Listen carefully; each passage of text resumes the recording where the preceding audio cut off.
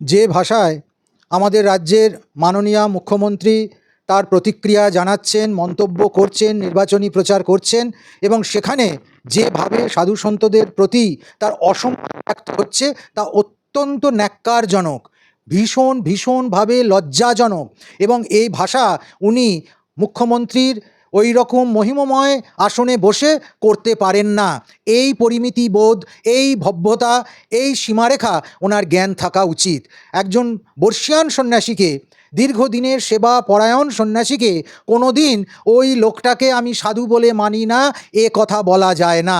ওনার মত, ওনার বক্তব্য উনি প্রকাশ করতেই পারেন, কিন্তু সেটা যদি শালীনতার গণ্ডি ছাড়িয়ে যায়, সেটা যদি কোথাও বৃহত্তর সন্ত সমাজের মর্যাদাকে ক্ষুণ্ণ করে এবং হিন্দুর অস্মিতাবোধে আঘাত করে, তাহলে কিন্তু সন্ত সমাজ চুপ করে ছিলও না, আজও নেই, আগামীকালও থাকবে না। এবং এর জন্য যত দূর যাওয়া প্রয়োজন আমরা তত দূরই যাব। এবং এই অন্যায় মন্তব্যের, এই কটু মন্তব্যের, এই নীচহীন যে ভোটের রাজনীতি, যার সঙ্গে তিনি ধর্মকে সর্বোপরি সন্তদের মহিমময় জীবনকে, তাদের ত্যাগের জীবনকে জড়িয়ে দিচ্ছেন, তা অত্যন্ত ঘৃণার, অত্যন্ত লজ্জার।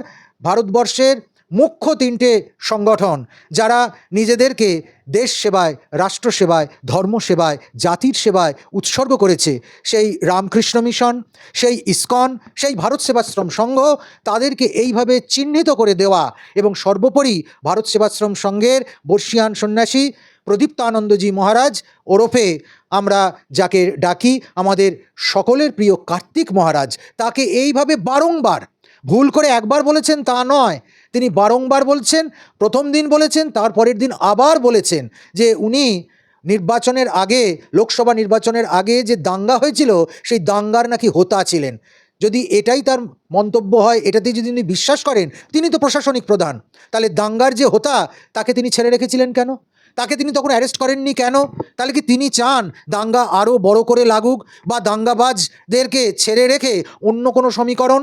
নাকি যখন তার দলের কেউ শিবলিঙ্গে কন্ডম পরাতে চায়, কিংবা যখন তার দলের কেউ মা কালীকে উদ্দেশ্য করে মদ এবং মাংস খেকো মহিলা বলে মন্তব্য করে, কিংবা যখন তার দলের কেউ বলে যে আমরা এখন এই এলাকায় 70% হয়ে গেছি আর হিন্দুরা সংখ্যালঘু 30% হয়ে গেছে, অতএব 2 ঘন্টার মধ্যে পারলে আমি তাদেরকে ভাগীরথীর জলে ফেলে দিতে পারি, তাহলে এগুলো কি সবই একটা প্রিলিউ চলছে, একটা ট্রেলার চলছে?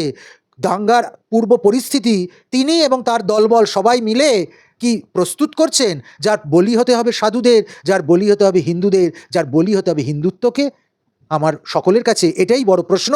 হিন্দুরা এখন সন্তদের যেখানে অমর্যাদা হয়, সন্তদের প্রতি, এর আগে আমরা দেখেছি কিভাবে তিনি শিবলিঙ্গের পুজো করছেন, হিন্দু দেবদেবীদের প্রতি তার কি ব্যবহার, আর তার পাশাপাশি ঈদের নমাজে তার কি ব্যবহার, এই দুটোকে যদি পাশে নিয়ে আসেন, যেখানে আমরা দেখতে পাচ্ছি যে বঙ্গীয় ইমাম পরিষদ খোলা আম তাদের প্যাডে টিএমসিকে ভোট দেবার জন্য নির্লজ্জের মতো তারা বলছেন, উনি ইমামদের এই কাজটাকে সমর্থন করছেন। আর তার পাশাপাশি সাধুরা যদি দেশপ্রেমের কথা বলে, সাধুরা যদি গৈরিক বিপ্লবের কথা বলে, সাধুরা যদি ত্যাগের কথা বলে, তিতিক্ষার কথা বলে, অন্যায়ের বিরুদ্ধে সাধুরা যদি প্রতিবাদ করে, তাহলে তাকে তিনি দাঙ্গার পরিস্থিতি তৈরি করে হচ্ছে বলে অভিযোগ করছেন এবং তাকে দাঙ্গাবাজ বলে দাগিয়ে দিচ্ছেন। ওনার স্বভাবই এই, উনি চিরকাল এরকম করে এসেছেন। আগে করতেন মাওবাদী বলে দাগিয়ে দিতেন, আর এখন দাঙ্গাবাজ বলে সাধুদেরকে দাগিয়ে দিচ্ছেন। এক সময় লক্ষ্য ছিল সাংবাদিকরা সংবাদ সংস্থাকে দেখলেই কাউকে তুলে বলতেন যে এ হচ্ছে মাওবাদী, আর এখন সাধুদের নামে কখনো রামকৃষ্ণ মিশন, কখনো ভারত সেবাশ্রম, কখনো ইসকন, এবং ওনারই বলবার ভিত্তিতে রামনবমীর আগে উনি বলেছিলেন যে রামনবমীতে কোনো গোলমাল হতে পারে। ঠিক রামনবমীর মিছিলে মুসলমানেরা পাথরবাজি করেছে রিসরার মতো জায়গায়, আরও অনেক জায়গায়। উনি আসলে উস্কে দিচ্ছেন, ভোট ব্যাংকের রাজনীতি করতে গিয়ে পরিস্থিতি তৈরি করছেন এবং দাঙ্গা উনি লাগাতে চাইছেন এবং দেশটাকে উচ্ছন্নে পাঠাবার জন্য উনি বদ্ধপরিকর হয়েছেন। এখন আর সবার সঙ্গে তিনি সাধুদেরকেও নাবিয়ে নিয়ে এসেছেন এই ঘৃণ্য ষড়যন্ত্রপূর্ণ রাজনীতির দলের মধ্যে।